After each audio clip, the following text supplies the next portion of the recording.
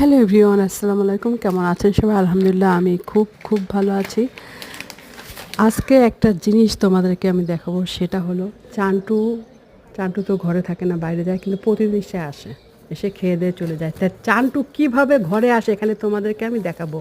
সে ঘরে যখন আসে চিৎকার করতে করতে ঘরে আসে, মনে হচ্ছে সে রাজ্য জয় করে ঘরে আসলো, যুদ্ধে জয়ী হয়ে আসলো।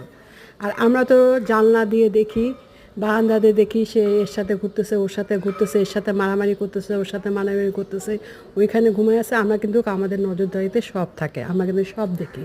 খিদার সময় সে আসে, আসলে দরজা খুলে দেওয়া হয়, খাওয়া দাওয়া করে, আমি মুছাই টুছাই দিই।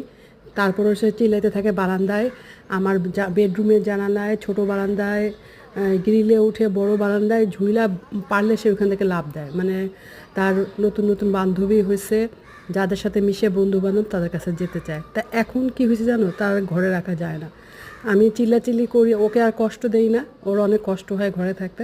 খাওয়া দাওয়া হয়, বের করে দিই কি মানে গেটটা খোলা থাকলেও চলে যায়।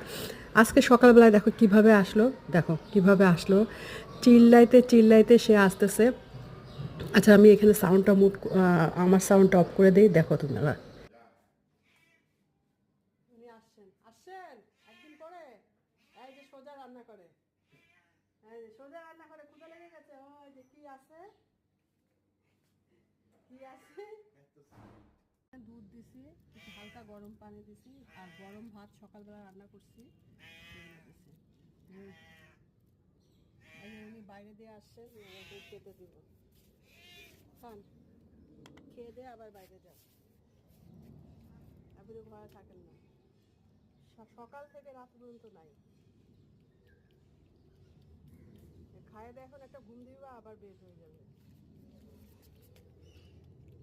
মার মতন কেউ খাওয়াবে না, শুকাইয়া কি হয়েছে, দেখো মুখটা দেখো। এই টাকা আমার দিকে, এখনো সময় আছে, পেটে তো ক্ষুধা অনেক, খাও, খাইতে থাকো আর কি করবো।